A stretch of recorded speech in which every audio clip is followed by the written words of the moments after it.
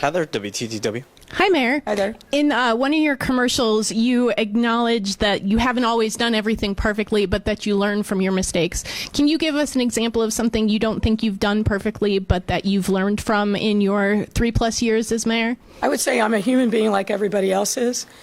I'm a child of the Lord. I'm not perfect. The things that we've done haven't always been perfect, but we always try to do the best that we can, collaborate with relevant stakeholders, learn from any challenges, and move forward. I wanted to follow up on Mary Ann's question. Are you concerned that by not filing your petitions on the first day of Monday that you will be signaling to your challengers that you're vulnerable or that you have been having trouble getting petition signatures? So when you come on November 28th and you see the wheelbarrow or the hand truck that we pull in with all of our petitions, I think that will answer your question. Aaron, Daily Line. We did the same thing 4 years ago, got on the ballot, no problem, and here I sit. Aaron, So Daily Line. this is something that you guys talk about, but there's no issues here. Hi there. So your office sent out a memo to aldermen saying that next year's city council meeting schedule will include quarterly hearings with sister agencies.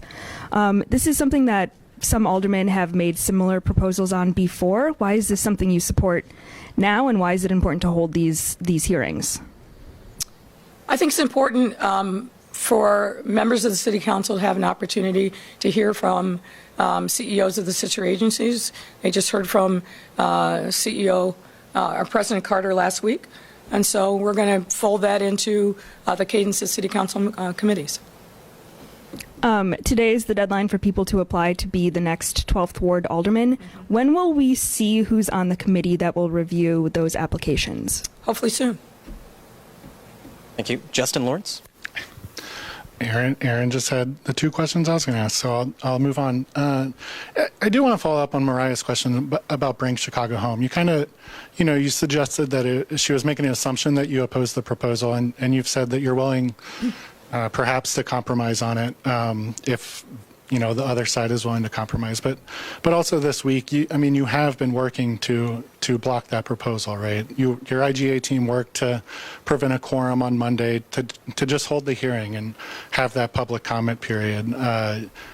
Up until yesterday, there was a Rules Committee meeting that could have approved 3 other resolutions that would have blocked that from getting on the ballot. Why are you working so hard to defeat that proposal when it's something that, as you know, you supported in 2019? Again, you're making a whole lot of assumptions there, friend. I was there at that city council meeting on Monday and tried to work with Alderwoman Haddon. I was told that they were going to have a quorum, that we would proceed. That quorum didn't materialize. Proponents of measures have to also do the work to make sure that they get their colleagues on board, that they educate them, that they make sure that they get people there. So the proponents weren't able to muster a quorum. That's not on me. I was there. I was ready to proceed.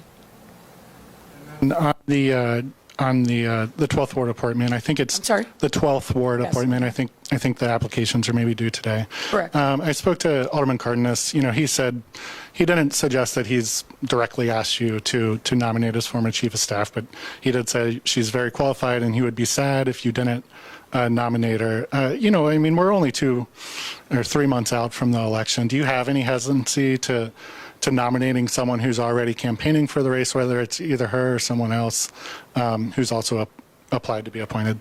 Look, my obligation under the law is to make sure that we fill a city council vacancy, and I intend to do that. Lawrence.